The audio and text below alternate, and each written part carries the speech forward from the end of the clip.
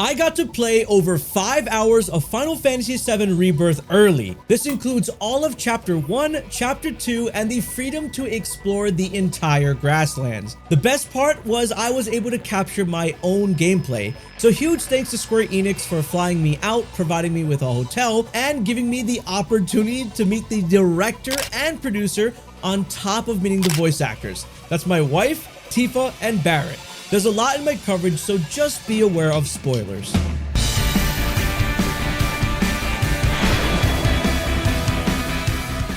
Chapter 1 took place in Nibelheim, which is fully explorable. You can also play as Sephiroth during this chapter, which was probably one of the coolest experiences. However, this chapter is extremely narrative driven, so this is something you're going to have to experience for yourself. Whatever goes down in Chapter 1 is going to make you feel every type of emotion to ever exist. And you're really going to get to understand Sephiroth as a character and his motivations here. Chapter 2 is where we'll be focusing on during this preview. During Chapter 2, you learn a lot about the game mechanics and overworld map, so we'll be going over that. By the way, the settlement I'm currently at is called Calm, and the first thing that I bumped into during this chapter was a tutorial of a new card game called Queen's Blood.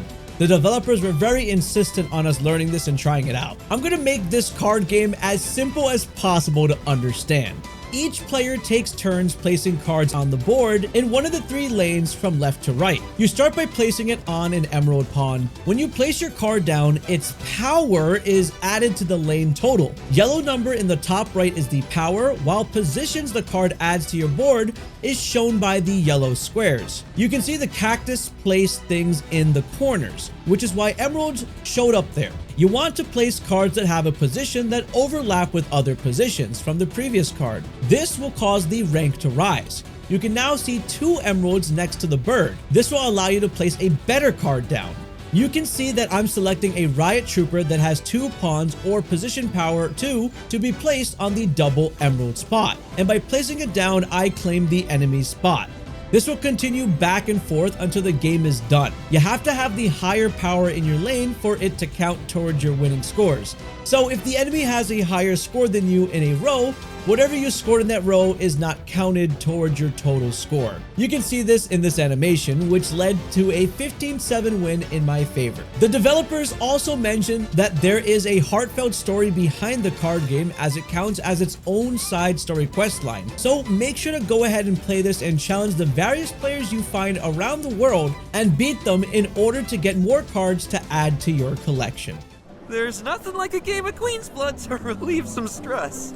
After that, I headed downstairs and met a character called Broden, who told me to check out the town. And as soon as I went outside, I was greeted by Red 13 and then was able to explore the town completely. The town of Calm was so full of life, with all the NPCs walking around everywhere and doing their own thing. One of my favorite NPC interactions that I got while walking around was this girl doing a photo shoot of this guy over here. They put some time into this for sure. Now, the first shop that I went to was the weapon shop. The upgrade weapon system tutorial also popped up while I was here. This is a feature in the game where you would be able to level up a weapon and apply skills to it to make yourself much stronger. For this example, the Buster Sword was used. Options of adding HP or weapon ability damage were there. I chose weapon ability damage and placed it on the weapon. Just like part 1, you could also automatically allocate weapon skills if it's too stressful to start manually doing it yourself. And you can see the options they have here of balanced, prioritize attack, or prioritize defense. But honestly, my opinion is the fun part is being able to customize all these things yourself to match your playstyle. While at the weapon vendor, another interesting pop-up came up to say that a new weapon can be found in treasure chest during your travels. But here's the best part. If you miss one, the local arms dealer will have it available to purchase. So if you miss out on a weapon, you can just buy it with money, which is better than not getting it at all. So you always want to make sure to check in on the merchants as you progress through your game, because you never know what new stuff may show up in the shops. Now, I made sure to also check out the entire stock that the shop had. One of the weapons here was the sleek saber, which had the ability Firebolt Blade, which infuses the sword with fire and lightning while slicing a foe, and it can be used while airborne. I didn't purchase this one because I actually found it later on in this video, which you'll see the spot for it. Here's some of the other items the shop had too. Remember, weapons come with their own abilities, and when you max out its proficiency, you permanently will learn the ability. So don't forget to level up your weapons and then change them out for other ones. After leaving the weapon shop, I went over to the next one. But before I could get inside of it, Aerith was waiting outside the shop to talk with me. Got business with the bookstore? If so, I won't keep you. But if you're free afterwards, wanna climb the clock tower together? Now this was interesting because I had 3 options show up. Of course, I chose the option of sure let's, which then caused my relationship with Aerith to change. According to the pop-up in the game, the bonds you have with other members in your party can actually alter portions of the story. You can also press L1 to see how a comrade is feeling towards Cloud. After the talk, Aerith still had a neutral gray above her head, so I'm assuming you have to interact with your party a lot more to change how they may feel about you. I also interacted with Tifa and Barrett in a bar to try to improve my relationship with them as well. Now the next shop I entered was called Magnata Books. This is basically where you spend skill points to unlock powers for your allies. Basically really cool synergy attacks. It was pretty simple to do. You select the character's folio that you want to unlock, and then you are presented with multiple cores that unlock as you spend your SP points. For this one, I chose to unlock the Firework Blade, which is Cloud and Aerith doing a range attack together. You can increase SP by leveling up or by finding manuscripts. Also, the best part is that you can reset the skill cores at any time. That way you can go back and experiment with the other one you maybe didn't get. This alone is an amazing feature that the developers left in the game. You're not punished for making any wrong choices and can go back and change them. Also, in this footage, I tried to capture as many skill cores from all the characters I could. That way you can go ahead and go back in the video, pause it just to see what skills you may want to grab for your character. It's great to start planning ahead of time, and I'm actually going to use this video myself to start planning. There's seriously just so many options, and every character has a synergy move with another character in the game. I also wanted to mention that you will be able to get more abilities that show up in the folios by increasing the party level. This is done by helping people in need, aka quest, and exploring the world. After following the story for a bit, Shinra soldiers started to show up in the town, which led Cloud and the entire group to escape the town of Calm. But while I was on my route to escape, I actually was able to check out another shop in the town right over here, and you could see what they had in stock. I was actually surprised I was even able to open up a shop while running away. Now, before I left the town via a secret entrance, the character Broden actually gave a very cool device called the Item Transmuter, which is another huge upgrade in this game. The best part about having the Item Transmuter is that you can transmute various items and armor, which you'll see later in this video. This is why it's going to be really important to pick up various materials that you'll be finding out in the open world, on the floors, or in chest. And you can see here with the items Broden gave us, we actually created a potion. This works out really well because you don't have to go back to shops in order to get healing items and other things. You can just literally craft them as you are exploring. After this, we went through a secret exit way and finally entered the beautiful open world area of Final Fantasy VII Rebirth. And it was absolutely mesmerizing seeing how much there was to explore.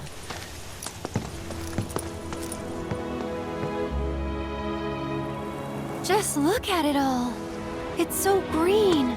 Opening up the minimap even confirms how big it is. What was really cool was looking back at the town behind me to see that Shinra was still there looking for me. So that attention to detail was pretty awesome. I was also greeted with another screen about being able to make up to 3 preset parties to swap between. This is a huge before going into battle with specific enemies, because if it ends up being a long range battle, then you can switch out to the characters for that. Or if you want to use characters for close-up combat, you can select that as well. And this is all doable right from the menu itself. Now, going back to the open world, it was amazing. There were so many different locations. One of the interesting things that the developers put in the game to make this open world even more exciting was something known as cache locations. You'll see in the top left that it says locate the treasure and the amount in that area. These specific areas are going to be all over your map and going to contain lots of treasure that will be helpful for your journey. Once you find all the treasure in an area, you can consider that location done, as there will be a check mark on the chest icon on your map. But be aware, you might have to look around for a bit and it's not going to be obviously in plain sight. Also, being able to know that you've completed a treasure area by having a check mark is super helpful instead of having to remember if you completed that area or not. You'll find materials everywhere on the floor as you are exploring.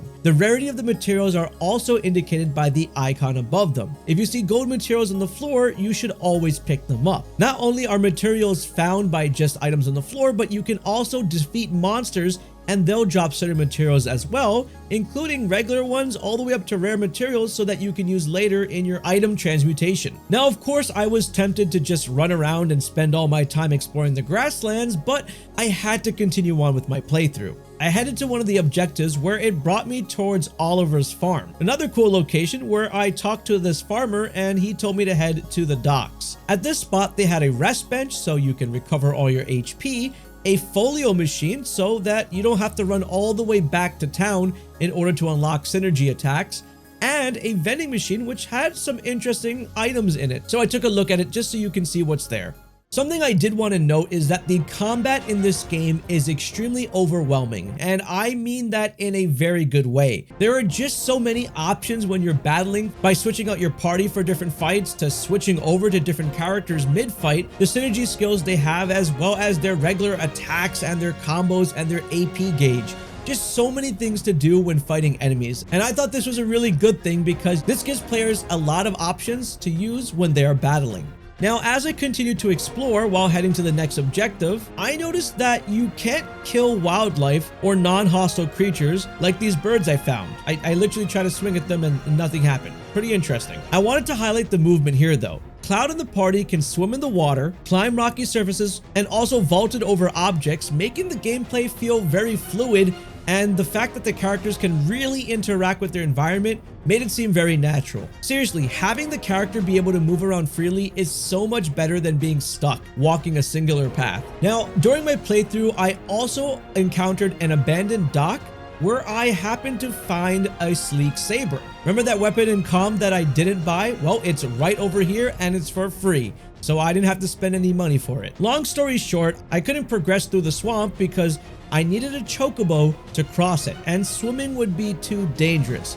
Also, Tifa pointed out that there was a dangerous creature here, but we'll come back to that later. So in order to get chocobos, I made my way towards the Chocobo Ranch. This is where I was greeted by the ranch owner named Bill. And as I explored the Chocobo Ranch, I met Billy, who told me about a runaway chocobo. Not only was the character Billy here, but his sister Chloe was here as well, who actually owned a shop. Now, Chloe's shop was really interesting because she would trade you golden plumes for chocobo gear. You would get these golden plumes from wrangling in new chocobos or by repairing chocobo stops, which we'll get to. I also got to take a peek at her regular shop to see what stuff she had, which for this preview just seemed to be various items that you'd find in the overworld or monster drops. Now, there is also a Choco Boutique where you can see the items for a Chocobo and how customizable it actually is. So I bet all the cool Chocobo stuff will update in the shop as you make progress through different chapters. After checking out the shop, it was then time to hunt Pico the Chocobo, the one that got away. This was a really fun quest. I just had to follow all the tracks on the ground until I found it out in the wild. And at this point, the objective was to sneak up on it. Unfortunately, I got caught by one of the other chocobos on the way over there, so they all ran away. Luckily, there was an option to retry. I'm gonna be honest, even having that checkpoint feature during the capture of a chocobo was super convenient. All right, this time I made my way back over and waited for the right opportunity for that chocobo to look away, then press circle to speed roll into the next patch of grass. Then I had to throw a rock to distract Pico the chocobo and ran up on it to catch it and got 2 golden plumes for it. I can just imagine how challenging getting other chocobos might be, which we know are going to exist in the game based on the different chocobos that were shown at the Taipei Game Show, as well as the one shown during a mission in the Tokyo Game Show demo. After getting your chocobo, you do another fun mini game to learn how to maneuver it while also racing to set a record. Now, I didn't come close because Pico was just zooming. Maybe one of you will find out the secret prize for getting first place when the game comes out, but you have to beat it in 31 seconds. Now, speaking of chocobo stops to get golden plumes, while I was exploring, I also ran into a baby chocobo that led me towards a chocobo stop. When I fixed it, I got 1 golden plume for doing it, and that also made it a fast travel point. Another awesome thing that your chocobo will be able to do is detect when there is a treasure close by with a blue icon indicating it. You then can sniff out where it is and move closer to the object with your chocobo. And when you are finally close by it, it'll be revealed and you can head over to it and dig it up. Don't ignore this because who knows what rare treasure you may find. Now, being able to call your chocobo wherever you are in the overworld is very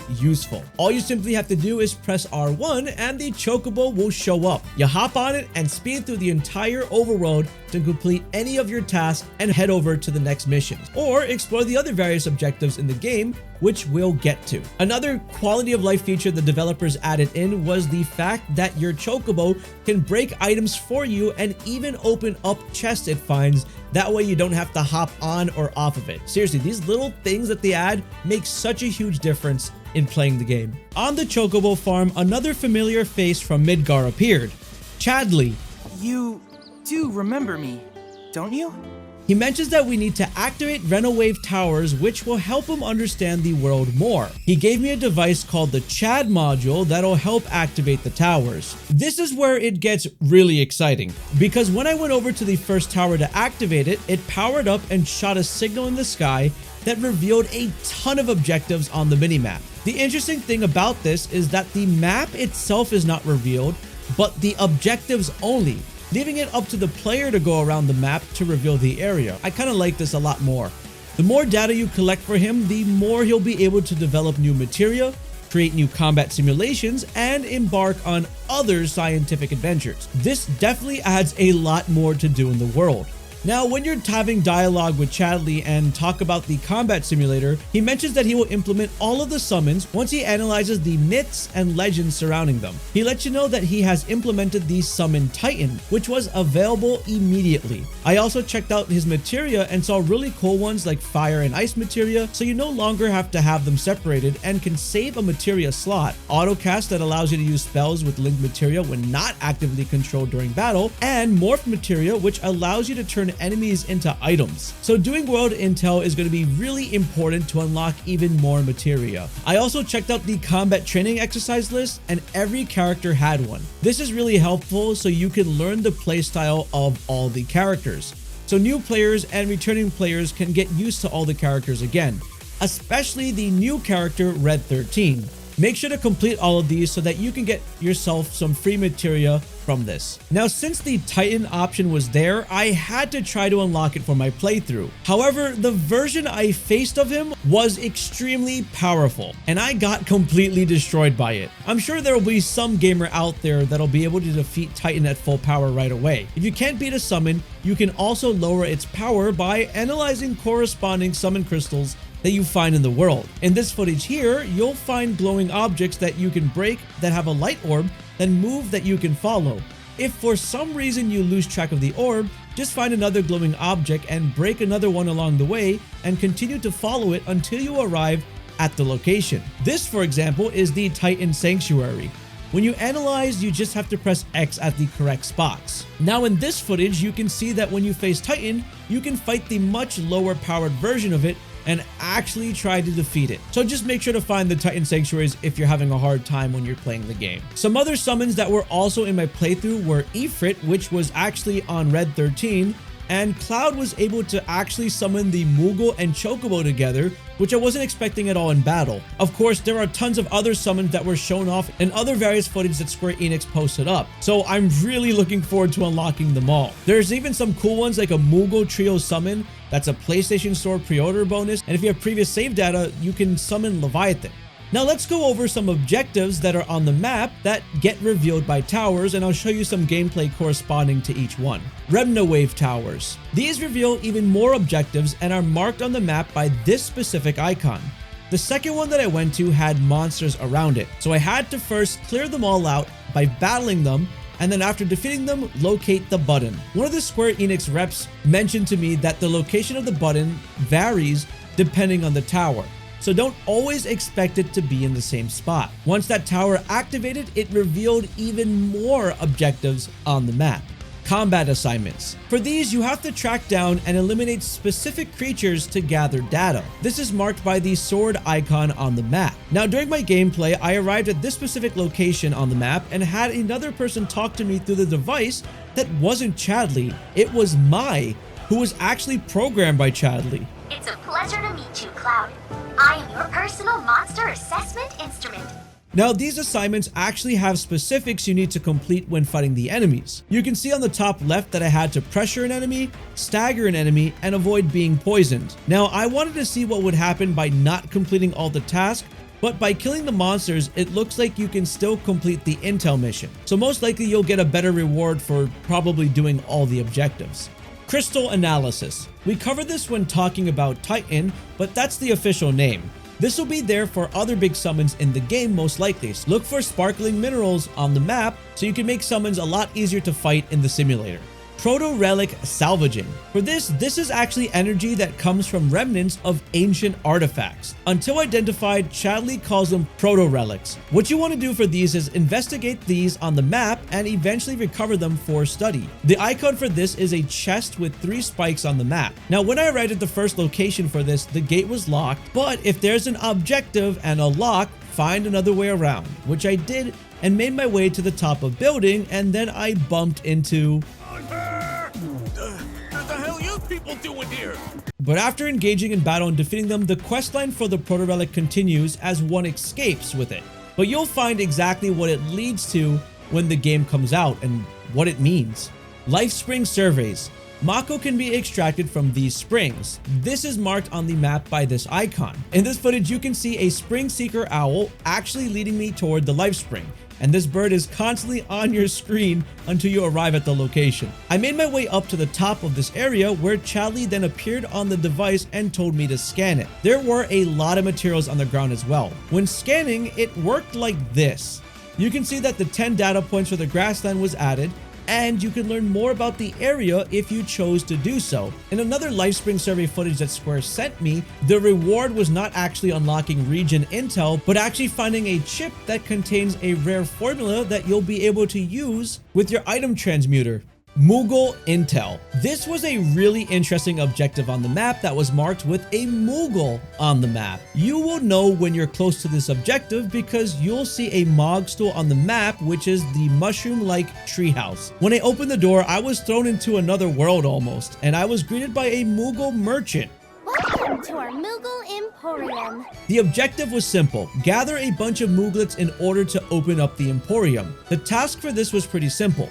You want to push the Mooglets into the center point without getting hit. The problem is there were 5 of them, and they're all attacking you at the same time and trying to hit you. By the way, if this happens 3 times, the game will end and you would have to start it again. So be careful. After this was done, the Emporium reached Merchant Rank 1, which most likely affects what items you'll find in the shop. And it uses Moogle medals as its currency. Who would have thought? And don't worry, I checked out the shop for you in this footage.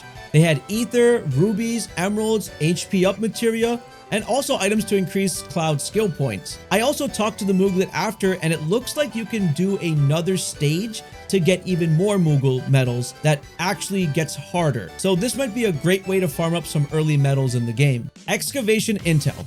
This is marked on the map by a little shovel, and essentially when you come to one of these, your chocobo is going to be very useful here. You'll see how many artifacts are in the area on the top left of the screen. In this footage, there are 3. Once you lock on to a scent, you head over to it and dig it up. You can see that you literally unlock copper bracers to be transmuted, as well as a wood sprite amulet, cushion, and windmill gear. After completing this, you can check your transmuter menu and see what each of the stuff we unlock does. So excavation intels look like the key to get even more unlocks in your item transmuter. Besides just the objectives on the map from towers, there are even more things to do known as odd jobs, which can be tracked on the map. In certain settlements, you'll also be able to find notice boards where citizens post job offers, and by accepting this mark, the employer will be marked on the map. The game mentions that if you do these jobs, you can get rare rewards, deepen your bond with allies, and increase the party level. I personally love this because it's not just going to be boring side quests, but actually have a positive impact on your party, and each side quest will have its own adventure to it. Let's look at an example quest of an odd job and how it'll benefit you. This one was from Chloe back at the Chocobo farm, and this quest was called Flowers from the Hill. When you open up your map, you'll see the objective marker so you know exactly where to head. In this gameplay footage, you can see an immediate fast travel right to the Chocobo stop. By the way, fast travel locations all include towns, Chocobo stops, and Remna Wave towers. Anyway, back to this quest line. Cloud and the gang head over to this location to fight off some monsters and then have to pick flowers. And if you played part 1, this quest will be a throwback to Aerith and Cloud picking flowers together. Once the objective were done, you then return back to Chloe to turn in the quest. You can see that this specific quest caused your relationship with Aerith to change in a positive way. You will see the notification that you have deepened your relationship with her, and the icon above her head is now purple. Compared to back in the town when we talked to her and our relationship changed, it was still neutral gray. So specific odd jobs will definitely raise specific characters in your party's relationship with Cloud. Now, there was something else interesting on the map, and Square provided this footage for me. In Calm, there's actually a photographer called Snaps, where he tells Cloud to take pictures of scenic spots. On the map, you can see this photo marker appears as a blue icon, which means this is probably something you're going to find throughout the map. Once your party heads to this location, you'll then have to enter a photo mode to capture it on film. After this, when you return back to him, you'll get a new camera filter and you'll get the rank of amateur photographer. So this is another side quest line where Cloud is probably going to learn how to become a professional photographer. It's pretty cool. After doing as much gameplay as possible, it was now time to finally cross that swamp we talked about earlier with the Chocobos. As the party was going through it, we stumbled onto Midgard Sormer, and this fight was incredibly fun and epic. Its weakness is ice, and it resists fire, by the way, if you're curious, and the best way to do this is by assessing all bosses to see the strengths and weaknesses. Seriously, you should do this. It'll make your fights a lot simpler. The focus of this specific boss was to attack its cranial dome, which would eventually weaken it so you can attack its main body. This boss had a really annoying attack though, where it incapacitated one random person from the party by holding them in its mouth. So you'll end up using 2 party members at certain points during this fight. Overall, an extremely satisfying fight, and after defeating it, something insane happens, which you'll see when you play. Is it gone? Once you complete this fight, you can either go ahead and explore the grasslands or proceed further into these mines, which I did. I thought I'd seen more stuff in my playthrough, but it just ended up being a cutscene, and that's when my playthrough ended.